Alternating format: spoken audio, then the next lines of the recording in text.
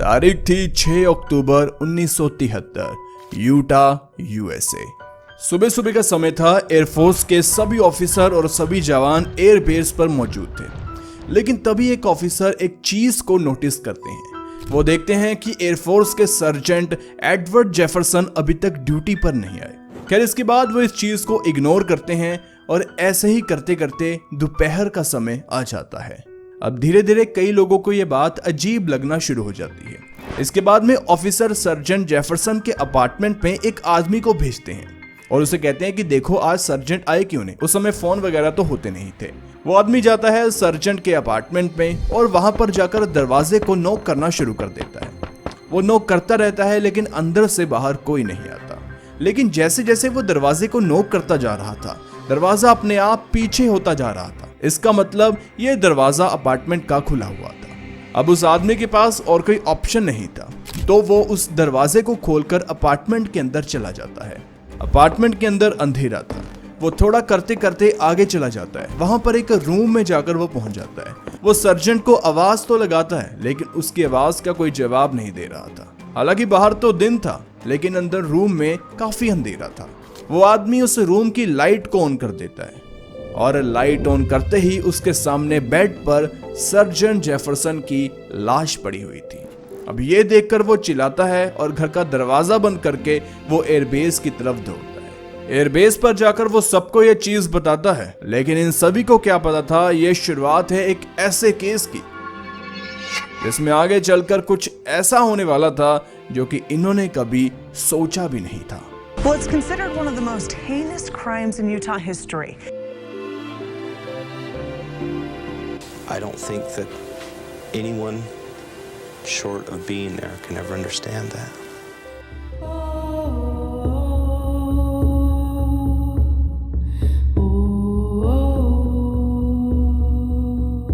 स्वागत है आप सभी का वनिम शो पर। अब कहानी में थोड़ा सा आगे चलते हैं। तारीख है अप्रैल 22, 1974, यूटा, यूएसए। शाम के करीब 4 बजे हुए थे। एक 16 साल का लड़का जिसका नाम था कॉर्टनी नेस्बिट एक इलेक्ट्रॉनिक्स की दुकान पर जाता है। उस शॉप का नाम था हाई-फाई शॉप। इस शॉप में दरअसल कॉर्टनी ने कुछ फोटोज प्रिंट करने के लिए दी हुई थी। इस शॉप में अभी 2 लोग काम कर रहे थे। एक का नाम था स्टैनली वॉकर और दूसरी एक लड़की थी जिसका नाम था मिशेल एंसले। स्टैनली 20 साल का था और मिशेल जो लड़की थी वो 19 साल की थी। ये दोनों यहाँ पर काम कर रहे थे और जो कॉर्टनी था इन दोनों को अच्छे से जानता था। वो इस समय इनकी पार्किंग यूज करने के लिए इनसे पूछने आया था। दरअसल कॉर्टनी को एक साथ वाली शॉप में जाना था और वहां पर कुछ सामान खरीदना था, लेकिन उस शॉप की पार्किंग नहीं थी और वो रोड पर अपनी गाड़ी पार्क कर नहीं सकता था। इसलिए उसने सोचा कि हाई-फाई शॉप की पार्किंग में कार को पार्क कर दूंगा और बाद में उस शॉप में सामान खरीद लूंगा और बाद में हाई-फाई से कार को लेकर घर चला जाऊंगा। और अंदर जो काम कर रहे थे दोनों वो मान जाते हैं कि हाँ हमारी पार्किंग में तुम कार पार्क कर सकते हो। अब इस शॉप की पार्किंग इस शॉप के पीछे थी, तो कॉर्टनी क्या करता है अपनी कार को पूरी गली में घुमाकर और फिर पीछे वाली गली में जाता है और वहां पर इस शॉप की पार्किंग में पार्क कर देता है। अब वो पूरी सड़क को पैदल तो चलकर आने वाला नहीं था, तो वो क्या करता है हाई-फाई शॉप के अंदर से ही जो रास्ता था दूसरी गली में जाने का, तो वो पीछे के जरिए शॉप में एंटर होता है और बाद में फ्रंट से बाहर निकल जाता है और जहां से उसने सामान लेना था उस शॉप की तरफ चला जाता है। कॉर्टनी के जाने के बाद स्टैनली और मिशेल अपना काम करते रहते हैं। जल्दी उनकी शिफ्ट खत्म होने वाली थी और वो शॉप को बंद करके घर जाने वाले थे। तभी उस समय शॉप में 2 लोग आते हैं। स्टैनली उससे बात करने ही वाला होता है कि तभी वो अपनी जेब से हाथ बाहर निकालते हैं और उनके पास गन थी और वो गन को मिशेल और स्टैनली के ऊपर तान देते हैं। अब ये देखकर मिशेल और स्टैनली चिल्लाने लगते हैं। दरअसल शॉप में 2 लोग चोरी के इरादे से आए थे। इनमें से एक का नाम था सेल्बी और दूसरे का नाम था एंड्रयूज। ये दोनों काफी हट्टे कट्टे थे और ये दोनों मिशेल और स्टैनली को कहते हैं देखो चिल्लाओ मत, अगर तुम चिल्लाओगे तो लोग आ जाएंगे और हमें तुम्हें गोली मारनी पड़ेगी, इसलिए जैसा हम कहते हैं वैसा करते जाओ। बाद में ये दोनों चोर इन दोनों को गन पॉइंट से पीछे वाले रूम में लेकर जाते हैं और वहां पर सीढ़ियां थी, वो सीढ़ियां सीधा बेसमेंट में जाती थी। तो बाद में ये दोनों चोर यानी कि सेल्बी और एंड्रयूज स्टैनली और मिशेल को बेसमेंट में ले जाकर बांध देते हैं और खुद वापस ऊपर शॉप में आ जाते हैं ऊपर जाकर सेल्बी और एंड्रयूज जो महंगा सामान था उन्हें साइड में करते हैं और जिस चोरी के इरादे से ये आए थे उसे पूरा करने लगते हैं। लेकिन तभी शॉप में एक लड़का आ जाता है। वो शॉप में एंटर होता है और थोड़ा सा चलकर अंदर आता है। अंदर जाकर वो इन दोनों को देखता है, यानी कि सेल्बी और एंड्रयूज को। इन्हें देखकर वो पूछता है कि स्टैनली कहां पर गया। अब इतना कहते ही ये गन निकालते हैं। बाद में उसे भी डरा धमकाकर वो नीचे बेसमेंट में ले आते हैं और वहां पर जाकर वो उसे भी बांध देते हैं। दरअसल ये लड़का कोई और नहीं बल्कि कोर्टनी ही था, जो कि अभी कार पार्क कर कर यहां से गया था। वो बेचारा वापस आया था अपनी कार लेने के लिए, लेकिन उसके साथ ये हो गया। इसके बाद में सेल्बी और एंड्रयूज वापस ऊपर जाते हैं और सामान चोरी करते रहते हैं। लेकिन तभी शॉप में एक तीसरा आदमी आता है। वो अंदर आकर इन दोनों को कहता है कि तुम लोगों को कितना टाइम लगेगा। दरअसल ये तीसरा आदमी इनका साथी ही था, जो कि बाहर कार में बैठा हुआ था। यहाँ पर सेल्बी उसे कहता है कि थोड़ा ही टाइम लगेगा, लेकिन जो सामान हमने निकाल लिया है तुम इसे उठाओ और कार में रख दो। वो आदमी ऐसे ही जितना भी सामान इन्होंने अभी तक निकाला हुआ था उसे जाकर अपनी कार में रख देता है और पीछे से ये अपना काम करते रहते हैं। इसके बाद सेल्बी और एंड्रयूज लगभग 1 घंटा शॉप के अंदर सामान को निकालते रहते हैं। लेकिन तभी इन्हें दरवाजा खुलने की आवाज आती है। ये थोड़ा साइड में हो जाते हैं। दरवाजे से एक आदमी अंदर आ रहा था। वो अंदर आता है। एंड्रयूज और सेल्बी उससे बात करना शुरू कर देते हैं और बातों ही बातों में उसे अपने पास बुला लेते हैं। जब वो पास आता है तो ये गन निकालकर उसे नीचे बैठा लेते हैं और कहते हैं कि अगर हिलने की कोशिश की तो अभी तुम्हें गोली मार देंगे। बाद में ये उस आदमी को भी नीचे बेसमेंट में ले जाते हैं और उसे भी बांध देते हैं। नीचे वो जाकर अपने बेटे को पहले से बंधा हुआ देखता है। दरअसल ये स्टैनली वॉकर का फादर था, ओरेन वॉकर, और स्टैनली अभी तक घर नहीं आया था। इसलिए ओरेन सोचता है कि स्टैनली कहां पर रुक गया, तो वो शॉप में आ जाता है सीधा। और यहाँ पर इन दोनों को इन चोरों ने अब बांध लिया था। अब यहाँ पर ओरेन वॉकर सेल्बी और एंड्रयूज दोनों को कहता है, देखो हमने तुम्हारा चेहरा नहीं देखा, तुम्हें जो चुराना है तुम चुरा लो, जो करना है तुम कर लो, लेकिन हमें छोड़ दो। हमारी वजह से तुम्हें कभी भी प्रॉब्लम नहीं होगी और ना ही हम पुलिस को बताएंगे, बस तुम हमें छोड़ दो। अब इससे पहले जो 3 बच्चे थे, कोर्टनी, स्टैनली और मिशेल, उन्होंने उन चोरों से कोई बात नहीं की थी। वो पहले डर गए थे। अब ओरेन एक 43 साल का आदमी था। वो चोरों से बात करता है। पहले तो सेल्बी और एंड्रयूज उनकी बात अच्छे से सुनते हैं, बाद में कुछ नहीं बोलते और ओरेन को भी बांधकर ऊपर शॉप में चले जाते हैं। लेकिन रास्ते में एंड्रयूज सेल्बी से कहता है, देखो इन लोगों को छोड़ ही देते हैं और फटाफट चोरी करके हम भी निकलते हैं, बहुत टाइम हो गया। यहाँ पर सेल्बी कहता है, अपने प्लान पर रहो और जो मैं कहता हूँ वही करो। तो ये दोनों ऐसे ही करते ऊपर पहुंच जाते हैं। अब ऊपर जाकर सेल्बी की नजर एक ड्रेन क्लीनर पर पड़ती है। देखिए ड्रेन क्लीनर क्या होता है। देखिए वॉशरूम में जो कि नाली वगैरह और साथ में देखिए मान लो जो वॉश बेसिन होता है, मतलब पाइप में जो कचरा वगैरह फंसा होता है, अगर उसमें ड्रेन क्लीनर डाल दे तो वो उस कचरे को पूरा ही मेल्ट कर देगा और पाइप बिल्कुल साफ हो जाएगा। ये बहुत हार्मफुल होता है इंसानों के लिए। अब यहाँ पर सेल्बी उससे ड्रेन क्लीनर के डब्बे को उठाता है और साथ में एक कप को उठाता है। अब ये देखकर जो उसका साथी था एंड्रयूज, वो उससे पूछता है कि तुम क्या करने वाले हो। सेल्बी कुछ नहीं कहता और सीधा बेसमेंट में चला जाता है। बेसमेंट में जाकर वो कहता है कि मेरे पास तुम लोगों के लिए गिफ्ट है और ये वोडका तुम सबको पीना होगा, बहुत अच्छा है। सेल्बी उस कप में ड्रेन क्लीनर कर डालता है और सबसे पहले ओरेन को देता है, जो कि स्टैनली का फादर था। ओरेन कहता है कि मैं नहीं पीऊंगा। सेल्बी गन निकालता है और ओरेन के सामने कर देता है, लेकिन तब भी ओरेन उसे नहीं पीता। लेकिन तभी इन लोगों को ऊपर शॉप में से कुछ आवाज आने लगती है। तो यहाँ पर सेल्बी और एंड्रयूज भागकर ऊपर शॉप की तरफ जाते हैं। ऊपर जाकर देखते हैं कि एक लेडी शॉप में आकर खड़ी हुई थी। अब ये दोनों क्या ही करने वाले थे। अब ये दोनों उस लेडी को भी पकड़ते हैं और नीचे बेसमेंट में ले आते हैं। दरअसल इस लेडी का नाम कैरोल था और ये कोर्टनी की मॉम थी। कोर्टनी वही 16 साल का लड़का जो कि कार पार्क करके गया था। अब कोर्टनी की मॉम उसे ढूंढ इस वजह से रही थी क्योंकि कोर्टनी घर नहीं आया था और इतनी लेट वो वैसे तो बाहर रहता नहीं था और उसका घर इस शॉप के पास ही में था। तो यहाँ पर उसकी मॉम जो कैरोल थी वो उसे ढूंढना शुरू करती है और देखती है कि उसकी कार पार्क है हाईफाई शॉप की पार्किंग में। तो वो जाती है शॉप में नॉर्मली। इस वजह से वो गलत टाइम पर इस शॉप के अंदर आ गई। तो यहाँ पर सेल्बी उसे बिठा लेता है और वही कप देता है जिसमें ड्रेन क्लीनर था। वो कैरोल को देता है और कहता है कि ये वोडका है, तुम इसे पी लो। कैरोल कहती है कि मैं ड्रिंक नहीं करती। वो कहता है कि इसमें स्लीपिंग पिल्स हैं और तुम लोग सो जाओगे और बाद में हम चले जाएंगे, वरना तुम लोग पुलिस को बुला लोगे, और पी लो, कोई दिक्कत की बात नहीं है। और साथ में अगर वो कहता है कि नहीं पियोगे तो दूसरा इलाज भी मेरे पास है। तो अब मौत से तो कौन नहीं डरता।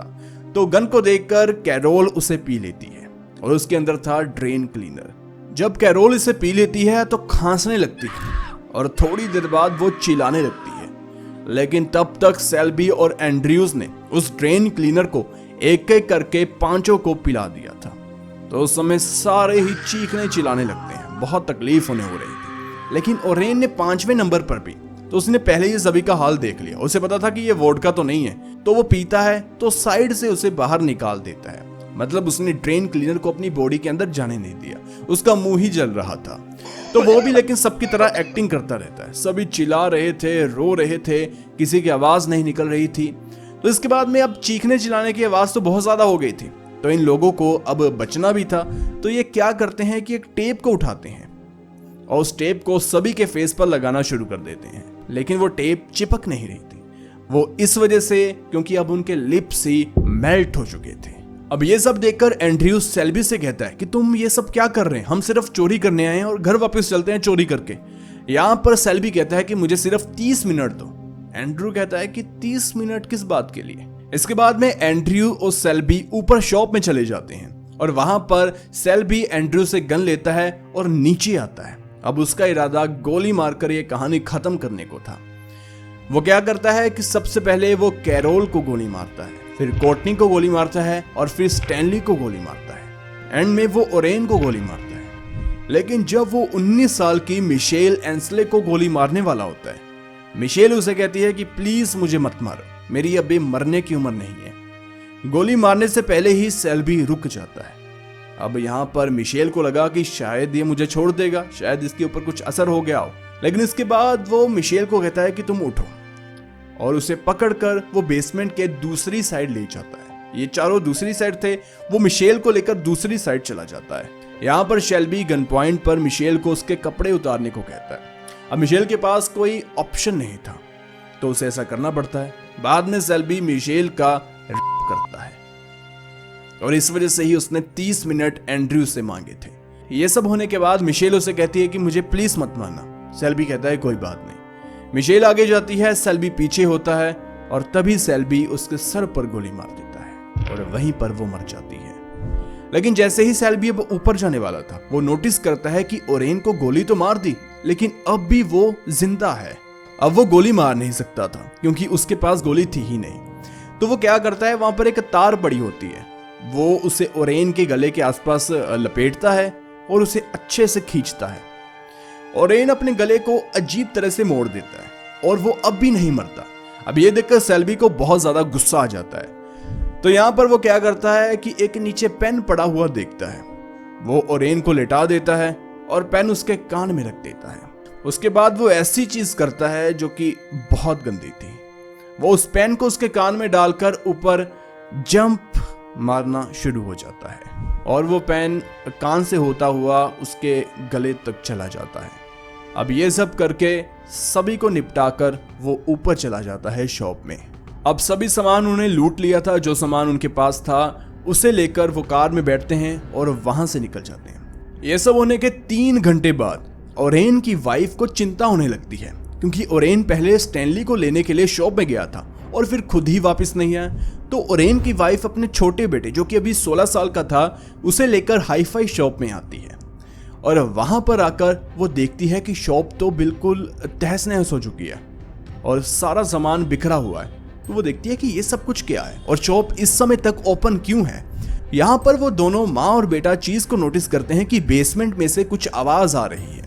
वो बेसमेंट में चले जाते हैं। बेसमेंट में जाकर उनकी रूह कांप जाती है और जो उन लोगों ने देखा था ये देखकर वो चिल्लाते हुए ऊपर आते हैं और किसी तरीके से पुलिस को फोन करवाते हैं। अब यहाँ पर इतना सब होने के बाद पुलिस और एम्बुलेंस पहुंच जाती है हाईफाई शॉप पर। जब इन 5 बॉडीज को यानी कि कैरोल, स्टैनली, मिशेल, कोर्टनी और साथ में ओरेन की बॉडी को हॉस्पिटल भेजा जाता है, यहाँ पर पता चलता है कोरेल और साथ में स्टैनली और मिशेल मर चुके हैं। लेकिन यहाँ पर एक अजीब चीज थी कि कोर्टनी अभी जिंदा था, हालांकि वो होश में नहीं था और दूसरी बात, ओरेन जिंदा था जिसके साथ इतना सब कुछ हुआ। उसके पेन जो कि मारा गया और साथ में उसने तार के साथ भी ओरेन का गला घोटने की कोशिश की और गोली भी मारी। ये सब चीजों से ओरेन बच गया और तो और कुछ ही घंटों में वो बोलने भी लग गया था। मतलब कि इन सब चीजों से सिर्फ 2 लोग बचे, 16 साल का वो लड़का जो कार पार्क करने आया था कोर्टनी, और ओरेन 43 साल का जिसका बेटा स्टैनली यहाँ पर काम करता था। स्टैनली मर चुका है। ओरेन पुलिस को बताता है कि मुझे ज्यादा तो कुछ नहीं पता, लेकिन वो 2 ब्लैक मेल थे और जिनमें से एक का एक्सेंट करेबियन था, वो अमेरिकन मुझे लग नहीं रहा था। और इतना ही मैं जानता हूँ, ज्यादा मेरे को पता नहीं। अब पुलिस के पास कोई रास्ता नहीं, अब जितनी उनको इंफॉर्मेशन मिली वो ही बहुत थी। अब उन्हें यहाँ से ही केस को सॉल्व करना था। अब यहाँ पर इस पूरे सीन के अगले ही दिन 23 अप्रैल 1974 को पुलिस को एक कॉल आती है। ये कॉल थी एयरफोर्स बेस से। यहाँ पर 2 लड़के कचरा उठा रहे थे और कचरे में से कुछ वो सामान उठा रहे थे रिसाइकल करने के लिए। वो एयरफोर्स के ही बंदे थे। तो उन्हें 2 पर्स मिलते हैं। अब ये पुलिस को बताने वाली क्या बात थी? दरअसल उन 2 पर्स में कुछ डॉक्यूमेंट्स थे और ये डॉक्यूमेंट थे मिशेल और कोर्टनी के। मतलब कि ये 2 पर्स मिशेल और कोर्टनी के थे और ये भला यहाँ पर कैसे आ गए? उन 2 लड़कों को मिशेल और कोर्टनी का इस वजह से पता था क्योंकि ये केस अब बहुत लाइमलाइट में आ चुका था। मीडिया इसकी बात कर रही थी, आसपास के न्यूज़पेपर और सारी चीजें इस केस के बारे में ही चल रही थी। अब पुलिस एयरफोर्स के जो बेस के ऑफिसर थे उनसे कांटेक्ट करते हैं और पूछते हैं कि क्या आपको कुछ पता है इस केस के बारे में। और जो चीजें ओरेन ने बताई थी, करेबियन एक्सेंट, 2 ब्लैकमेल, या ऐसे कौन कौन एयरफोर्स में काम करते हैं, काफी लोग थे। अब यहाँ पर ये चीजें पुलिस एयरफोर्स के ऑफिसर को बता देती है। उसके बाद में ऑफिसर पुलिस को फोन करता है 2 दिन के बाद। वो कहता है कि मुझे एक लड़के के ऊपर शक है, ब्लैक है, साथ में करेबियन एक्सेंट भी है और मुझे लगता है कि वो कुछ ना कुछ ऐसा कर सकता है। पुलिस बताती है, पुलिस कहती है ठीक है, नाम क्या है? वो कहता है उसका नाम है डेल। ऑफिसर कहता है कि ये लड़का पहले भी एक केस में सस्पेक्ट है, मेन सस्पेक्ट। हालांकि इसे सजा नहीं हुई, इसके ऊपर और भी चोरी के केस हैं और ये एयरफोर्स में काम तो करता है, लेकिन ये थोड़ा सा अजीब लड़का है, मुझे इसके ऊपर शक है। अब यहाँ पर पुलिस वाले उस फाइल को खोलते हैं जिसमें वो लड़का मेन सस्पेक्ट था और ये मर्डर था सर्जेंट एडवर्ड जेफरसन का, जिसकी बात हमने वीडियो की शुरुआत में की थी। और ये जो लड़का मेन सस्पेक्ट है इसका नाम है डेल सेल्बी पियरे। कुछ पुलिस ऑफिसर इससे बात करने जाते हैं और उन्हें भी ये थोड़ा अजीब लगता है और इसका एक्सेंट भी बिल्कुल करेबियन था। तो पुलिस वाले लेते हैं वारंट और इसके घर में चले जाते हैं। घर में सामान जो पड़ा था उसकी चेकिंग होती है और उसमें कई सामान हाई-फाई शॉप का उन्हें मिलता है। साथ में पुलिस उसे उठाती है और उसके फिंगरप्रिंट लेती है और हाई-फाई शॉप में जो फिंगरप्रिंट्स उन्हें मिले थे उसके साथ मैच करती है, तो वो भी मैच हो जाते हैं। अब पुलिस को पता था कि उन्होंने इस केस को सॉल्व कर लिया है। अब उन्हें बात को उगलवाना था इस बंदे से। बाद में थोड़ी सख्ती से पूछताछ होती है, ये बातों को बताना शुरू कर देता है। साथ में एक और व्यक्ति का नाम आता है, नाम था विलियम एंड्रयूज। तो पुलिस उनसे पूछती है कि तुम लोगों ने ऐसा क्यों किया? दरअसल एंड्रयूज बताता है कि हमारा इरादा सिर्फ चोरी करने का था, ये जो सब कुछ हुआ ये सेल्बी ने किया, और जो बात कहीं ना कहीं सच भी थी। तो इसके बाद में एक तीसरा आदमी और सामने आ जाता है, उसका नाम था कीथ रॉबर्ट्स और वो कार में बैठा हुआ था। ये दोनों 2 कारों से गए थे, एक में कीथ था और साथ में एक में ये दोनों थे। कीथ सामान लेकर वापस जाने वाला था, बाद में ये सब कुछ कर ये दोनों वापस जाने वाले थे। अगर बात करें एडवर्ड जेफरसन के मर्डर की, तो हुआ कुछ ऐसा कि 1 हफ्ते पहले ही डेल इस एयरबेस पर आया था। तो यहाँ पर आकर वो एडवर्ड जेफरसन के साथ मिलता घुलता, उसके अपार्टमेंट में भी जाता। और जिस समय एडवर्ड जेफरसन का मर्डर हुआ था, उसे मारा गया था, उसके पिछली रात ही डेल और एडवर्ड जेफरसन एक साथ घूम रहे थे। और कुछ लोगों ने यह भी बताया कि एडवर्ड जेफरसन डेल से एक ही हफ्ते में बहुत तंग आ गए और वो उनसे पीछा छुड़ा रहे थे और कह रहे थे कि डेल एक चोर टाइप का लड़का है। लेकिन उसके पहले ही एक ही हफ्ते में डेल के आने के बाद एडवर्ड जेफरसन की मौत हो जाती है। हालांकि पुलिस को उस समय कोई सबूत नहीं मिला, इस वजह से डेल सस्पेक्ट था और वो असली जो कातिल था वो नहीं बन पाया। खैर, जब ये दोनों पकड़े गए तो लोग कह रहे थे कि इन्हें ज्यादा से ज्यादा सजा मिलनी चाहिए। लेकिन एक दूसरी कहानी भी थी। दूसरी तरफ लोग ये कह रहे थे जो डेल सेल्बी था उसे तो मारना ही चाहिए, लेकिन एंड्रयूस ने कुछ नहीं किया, उसके ऊपर सिर्फ चोरी का मुकदमा चलना चाहिए। और ये बात सही भी थी कि सारे मर्डर सेल्बी ने किया, एंड्रयूस उसे रोक भी रहा था, ये बात ओरेन ने भी कही। लेकिन बाद में इन दोनों को ही मौत की सजा सुनाई जाती है और जो तीसरा आदमी था उसे 13 साल की जेल होती है, क्योंकि उसे सिर्फ चोरी का ही पता था। डेल ने यह सब कुछ बिना किसी मोटिव के मजे में कर दिया और ऐसे लोग समाज में रहने के लायक नहीं है। क्या जाने से पहले एक आदमी एक 21 साल की लड़की की बॉडी को 9 साल तक अपने बेड के ऊपर रखता है, यह सब कुछ वो क्यों कर रहा था? ये वाला केस जरूर देखिए और हाँ, वनिम शो को जरूर सब्सक्राइब कीजिए।